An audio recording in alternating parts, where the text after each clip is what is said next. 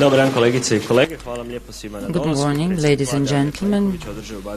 President of the government, Mr. Plenković, held a meeting with the Executive Vice President for Economy, Valdis Dombrovskis. After the meeting, we have a press conference. First, our Prime Minister will address you, following by the address from Mr. Dombrovskis. Afterwards, we will have also Minister of Finance to answer your questions. Prime Minister, the floor is yours. Thank you, Marko. Good morning, everyone. It gives me a great pleasure to welcome one more time in Zagreb Executive Vice President Valdis Dombrovskis, our good friend and former Prime Minister who had been cooperating with us all these years on our path to the Euro area. I'm glad to have Minister Primorac with us today. We have just had a meeting, part of our usual dialogue as a part of Executive Vice President's visit to Croatia related to tomorrow's conference, Croatia 20th member of the Euro area. This was also an opportunity after the meeting in Davos last week and having participated in a panel where we addressed global economic issues. It was a good opportunity to talk about economic situation in Croatia following the introduction of the euro, our achievements, our challenges ahead. We have reported the Vice President on the economic growth last year after 2021, when our economic growth was 13.1%, the second largest GDP growth among EU member states. This year, according to all indicators, we expect the 2022 growth to be around 6%, which is also very good and encouraging, given all the challenges that we have had as a result of Russian aggression on Ukraine and its implications on the energy crisis, food crisis, inflationary pressures in Croatia, Europe and around the world. We have also reported, the Vice President, on the inflation rates last year, according to our State Bureau statistics. It is 10.8%, which is lower than in EU member states in Central Europe who are not a part of the euro area, and also lower than many other EU member states which are in fact in the euro area. We believe that with our measures and anti-inflationary package, 3.6 billion euro worth in April and through to December, we have been able to help Croatian citizens and businesses, which is appropriate. We targeted namely and firstly vulnerable groups, but also we targeted the retired groups, our farmers, unemployed, war veterans, those receiving assistance. At the same time, the government has taken sure to regulate the price of energy, electricity, gas, oil derivatives, and with the set of measures we have been able to help the economy. We have also discussed the issue we've been facing in the last couple of weeks, in which only one part of companies use the euro introduction to round off prices to a greater extent than necessary and thus damaging the European citizens. So we have also informed the Vice President on the measures we are taking in order to correct these situations and to not connect the fact that we have introduced euro with inflationary pressures in our country when we have the highest employment, lowest unemployment, with our investment rating issued by all three credit agencies, and once we have achieved our goals.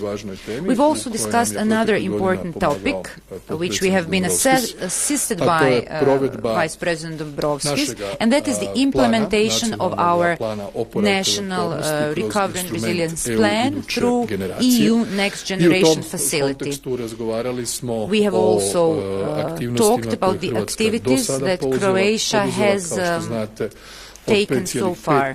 Out of 5.5 billion euro, we have received 2.2 billion, which is 40%. So far, we have met all the criteria in 100% or under 100% criteria. We have continued doing so, and we believe that in agreement with the Commission and with recommendations from our Minister Filipovic, who is here, we will be able to use the rest of the funds that we have available, which is 3.6 billion euro of very favorable loans. Croatian government also takes care of broader activities on the European level, economic governance, solutions to energy crisis, global economic movements. So I can say that we were positively surprised by the atmosphere in Davos last week, where we heard optimistic tones, and when we discussed measures to be implemented not only by executive institutions but also European Central Bank with the aim of reducing inflation rate. I would like to thank again Vice President Dombrovskis for his support that he has extended continuously in the past several years. We will try to make sure that Croatian energy transition moves towards renewable energy, and that this period of energy crisis is used in the best possible way, and to make sure that fossil fuels can be afforded by the Croatian citizens and businesses. So this is the summary of our talks today. I look forward to the conference tomorrow. I'm always happy when we have Executive Vice President of the Commission here with us. Vice President Dombrovskis, the floor is yours. Honourable Mr. Prime Minister, Mr. Minister, good morning, everyone. First of all, I would like to congratulate Croatian authorities and people on the remarkable success of joining both Euro area and Schengen as of January 1st this year. This has been achieved within the first 10 years of Croatia's EU membership. It has been a remarkable journey which required lots of hard work and commitment, and we have been working intensively throughout the last years as regards Croatia's Euro accession to make it happen. It must be said that the preparatory works were done in a very thorough way, with a strong cooperation between institutions and with EU institutions, and all in all the Euro changeover is made according to the plan. But we are aware of concerns related to price increases, especially in services sector, and the government is working to address those concerns. We see that Croatian authorities have put in place credible measures to minimize the risk of unjustified price increases. Dual display of prices in both kuna and euro as of September was important to increase transparency. The voluntary code of ethics for businesses is another one, and finally authorities are conducting inspections and can impose fines on businesses which carry out unjustifiable price increases. It's worth noting that this Euro changeover is taking place in a context of high inflation, not only in Croatia but in Eurozone generally and more broadly globally. So it's also important support measures which Croatian authorities have taken to support households and businesses in view of high energy prices.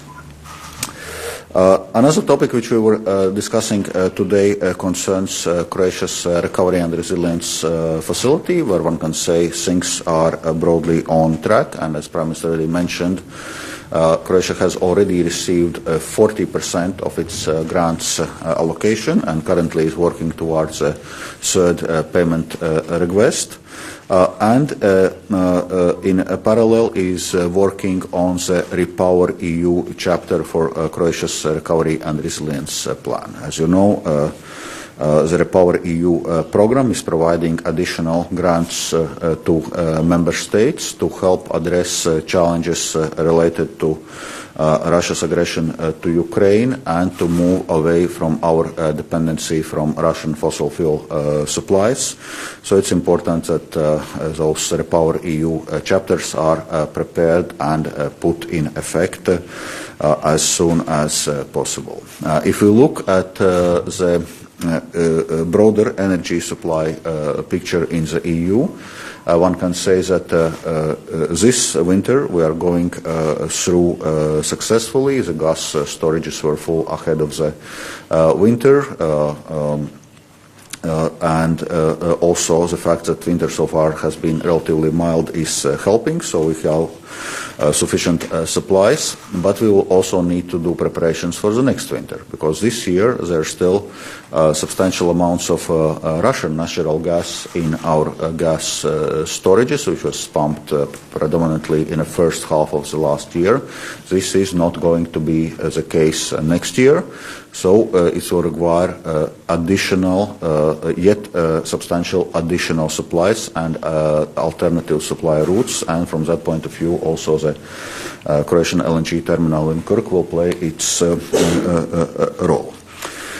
So, and as Prime Minister mentioned, we also discussed broader economic and policy developments in the EU and in the world, including, for example, EU's response to the US Inflation Reduction Act, where the European Commission intends to come forward with the proposals on 1st of February to feed for the discussion of the European Council a week later. Thank you.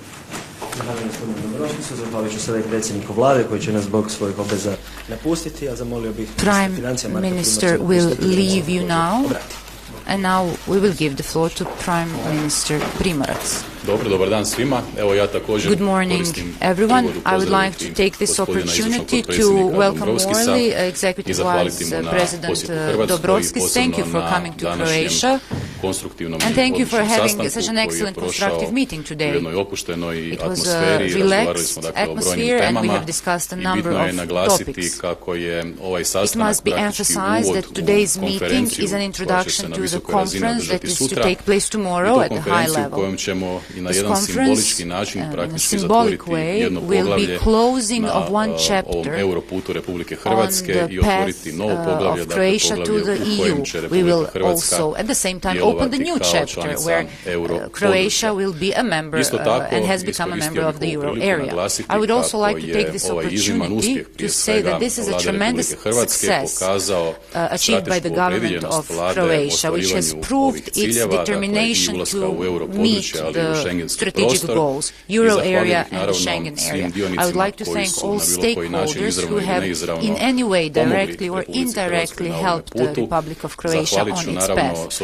I would also like to thank my colleagues at the Ministry of Finance, as well as colleagues from other ministries who have been actively taking part in coordination committees.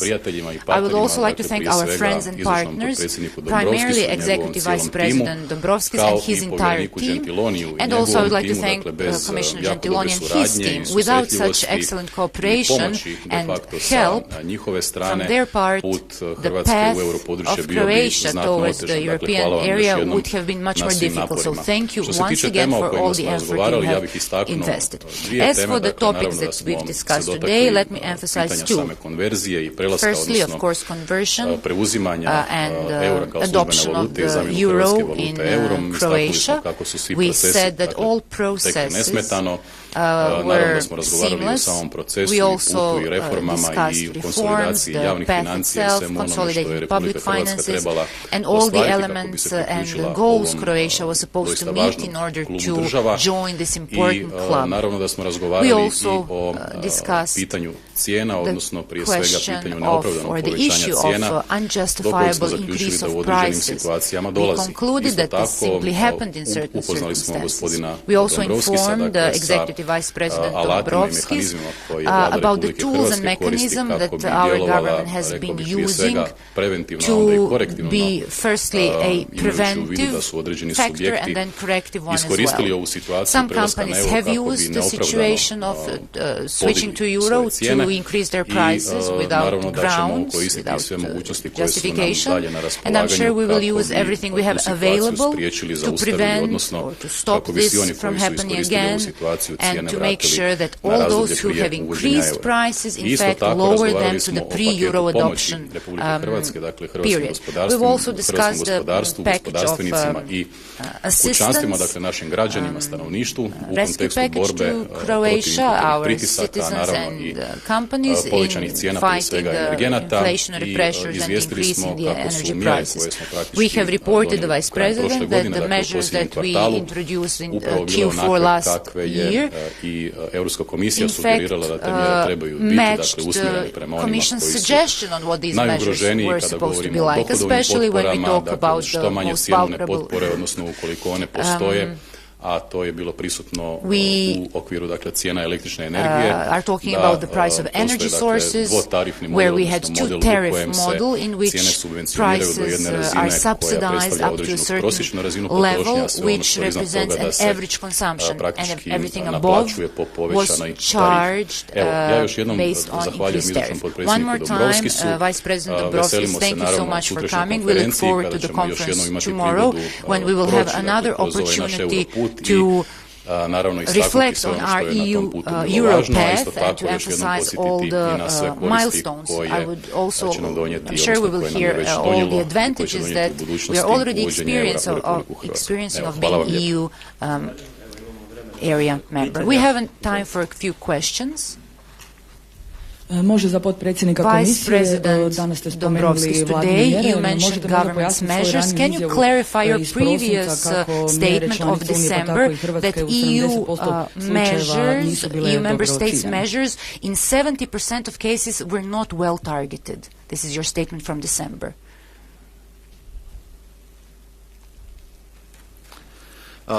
Indeed. One of the issues which we are dealing in a context of high energy prices is how to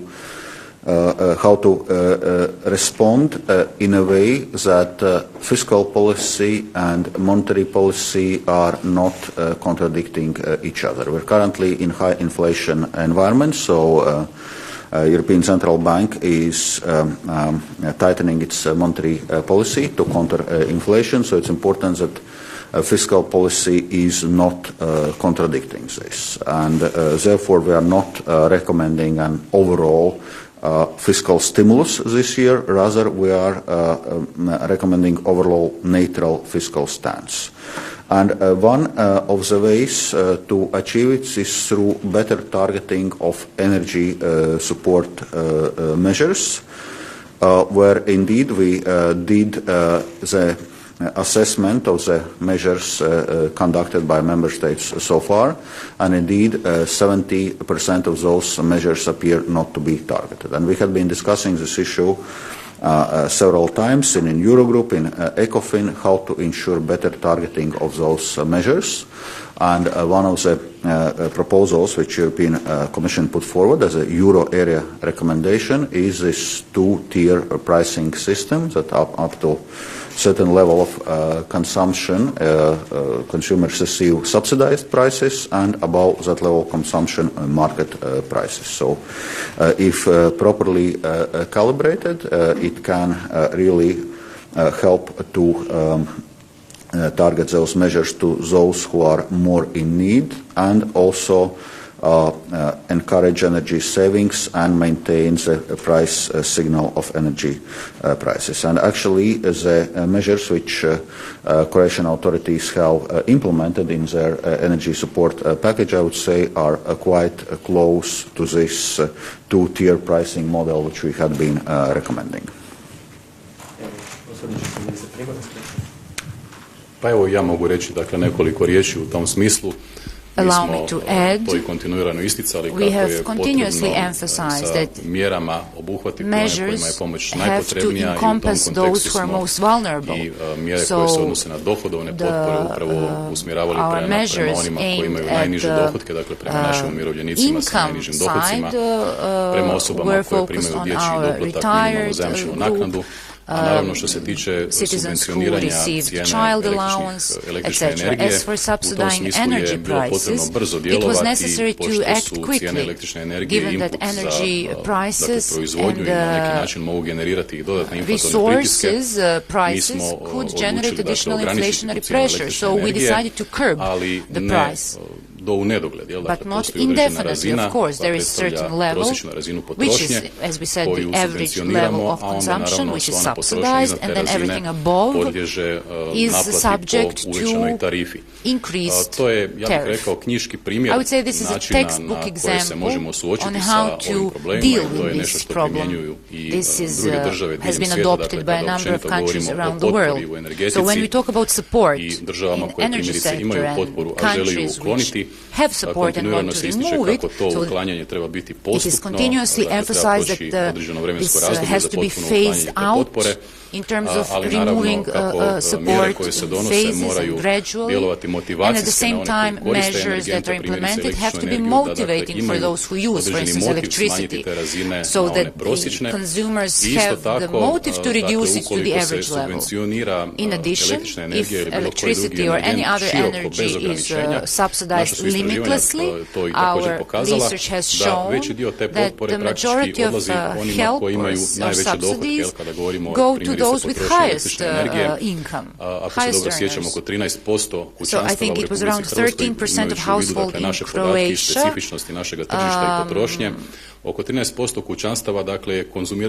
have consumed 50% of total electricity. In other words, if we subsidize everything,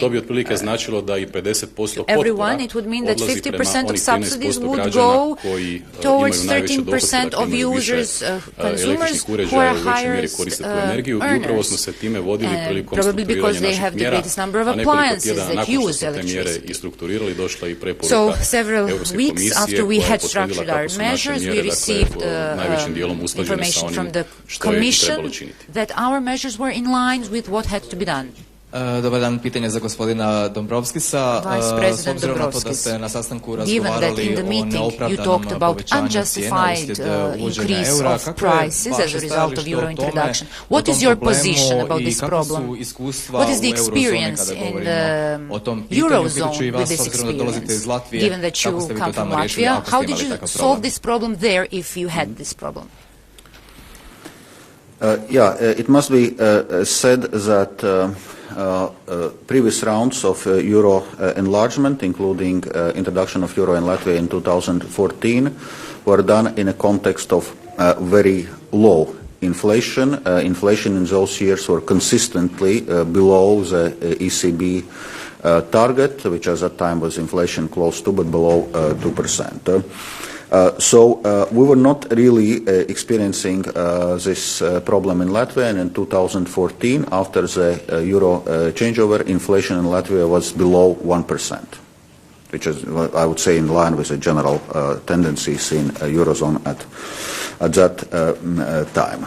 Currently, inflation the context is quite different, with inflation in Eurozone being around 10%, and one can say that the tendencies that we see with inflation in Croatia are more or less in line what we see in Eurozone.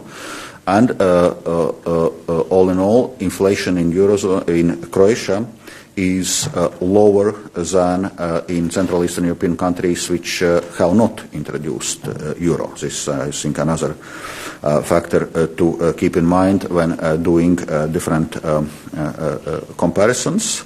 So overall context of euro introduction right now is very different, and in a high inflation environment, of course, it's more difficult to disentangle exact reasons why these or those businesses are raising prices, and that's why authorities are conducting those inspections, doing this assessment whether those price increases were justified or not, and imposing fines in case they are not justified. Posljednje pitanje za kolegu Gološa. Dobar dan, pitanje za ministra, ali potpredsjednik komisije slobodno može dati neki A svoj savjet. question for the minister, but also for Mr. Dombrovskis, if you have any advice. Na sastanku možda razgovarali So, inflation da u borbi protiv inflacije Europska središnja banka European podiže Central kamatne Bank stope. increases interest rates to fight Postoji li nekakva inflation? projekcija ili Is there a upozorenje iz projection Europske or komisije warning from the do koje European granice bi Commission to up to moglo which ići, level kako vi this kao can ministar go? vidite And as a minister, posljedice tih podizanja kamatnih what stopa can be the na consequences of građanstvo, increasing ali interest odnosno rates, na consequences utjecaj for citizens, toga na and prodaju how that nekretnina can koje su možda affect nikad the skuplje, sale of ali na real likvidnost estate, which gospodarskih has subjekata. never been more expensive. And also with Situacija regard to se u tom smislu liquidity. čini prilično kompleksnom, međutim ona The je u situation is naravi vrlo highly jednostavna. complex. It Dakle, seems monetarna complex, but in politika, fact it is odnosno simple. monetarno zaoštravanje Monetary je jedan od policy najučinkovitijih or monetary instrumenata u borbi tightening protiv is one of the most inflacije. efficient Ministarstvo tools financija to i Vlada fight Republike inflation. Hrvatske The je Ministry of također često o Finance tome and the komunicirala government i of the odgovarala na Croatia pitanje što has možemo učiniti kako communicated bi a ta lot inflacija about bila this. što niža. We have talked about I ono how što to smo ensure the kontinuirano inflation isticali, goes to je da down, su mjere and we have fiskalne emphasized politike, that the dakle, fiscal takvoga policy karaktera da one ne mogu measures suzbiti are inflaciju, such that they ali mogu cannot učiniti dakle, curb to da inflation totally, fiskalna politika ne but djeluje they can proinflatorno. make sure that Naravno da je fiscal to policy is problem not koji je prisutan i u drugim counter državama članicama to europodručja i o tome često razgovaramo i na našim sastancima i Eurogrupe i Ecofina i kontinuirano se ističe potreba snažnije koordinacije ne samo fiskalnih politika država članica europodručja nego i koordinacije fiskalnih i monetarnih politika. Europska centralna banka naravno je prepoznala ovaj problem i kontinuirano praktički u nekakvim periodičkim razmacima podiže te kamatne stope i ono što sam ja uspio primijetiti, dakle, a svi se možemo sa time složiti da takva politika doista djeluje protuinflatorno, prati se naravno situacija i ukoliko se pokaže da se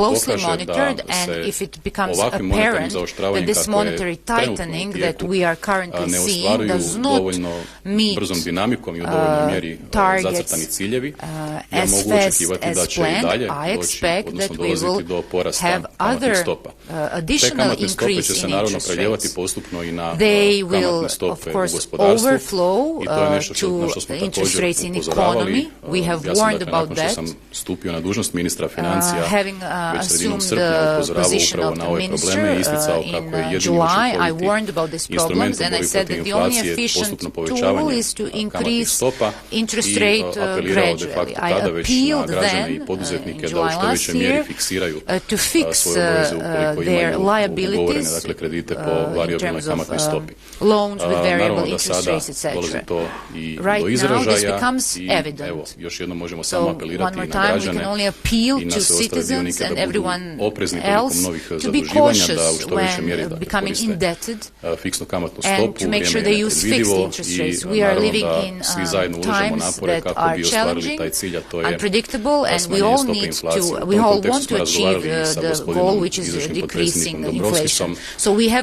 i isticali smo naravno i pitanje prelaska na euro i u tom kontekstu povećanja cijena.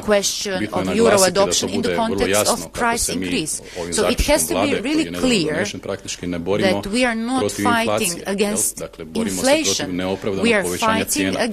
Dakle, nemamo ideju o tome kako ćemo sa tim zaključkom zaustaviti inflaciju u Hrvatskoj. Inflacija je prisutna i u drugim državama i izvršni potpredsjednik Dombrovskis je to također istaknuo. Dakle, u baltičkim državama je ta inflacija i preko 20%, tako da ne možemo cjelokupan taj inflatorni pritisak pripisati uvođenju eura. To ne bi bilo odgovorno i ne bi bilo racionalno, ali u onim situacijama u kojima je neko koristio situaciju da dakle, neopravdano povećava te cijene, to je nešto što ćemo pokušati naravno ne samo sankcionirati, nego ja bih rekao više preventivno, a onda tek i korektivno djelovati da se te cijene vrate na početne razine. Ono što bih svakako još istaknuo, mislim da je i inicijativa Ministarstva gospodarstva u kontekstu kreiranja bijelih lista nešto što treba pozdraviti, dakle ne isticanje nekakvih negativnih primjera, kreiranje crnih lista, prokazivanje, pozivanje nekoga, mislim da je ovo bolje rješenje i iskreno me čudi što više trgovačkih lanaca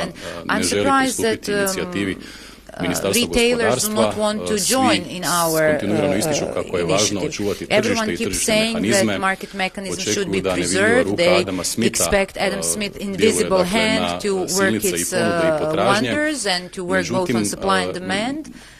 However, if there is an asymmetry in information where buyers are not informed on the levels of prices, then market mechanisms should assume that prior to going out in the morning, consumers should visit all retail places, all shops, and then compare different prices, which of course does not make sense. So our initiative deals with the problem of asymmetric information. We put all prices in one place and we enable consumers to use this information, to use Adam Smith's invisible hand, and to be fully informed. In other words, consumers know how much products cost and where. Thank you. Just to add a couple of words on the overall macroeconomic policy mix. Well, it's clear that in the context of high inflation, European Central Bank is raising interest rates and tightening monetary policy. I would say it's a standard monetary policy response in situations like this. Of course, we cannot tell in a sense how much the interest rates will increase, because it's also going to be a data-driven process, also seeing how inflation is actually going down. Well, there are some indications that inflation may have peaked in December last year, but of course we'll have to monitor closely those developments. Another important point which I already mentioned, that in this situation it's important to have a consistent macroeconomic policy mix where fiscal policy is not contradicting monetary policy. That's why we are not recommending fiscal stimulus right now, because that would only fuel further inflation and force ECB to even higher interest rate increases. To use this analogy, like in a car, you are not pressing the gas pedal and brakes at the same time, and similarly we should not do at the macroeconomic policy. Thank you. Zahvaljujem, ovime ćemo zaključiti konferenciju za medije. Hvala svima na dolasku. Hvala lijepo. Thank you.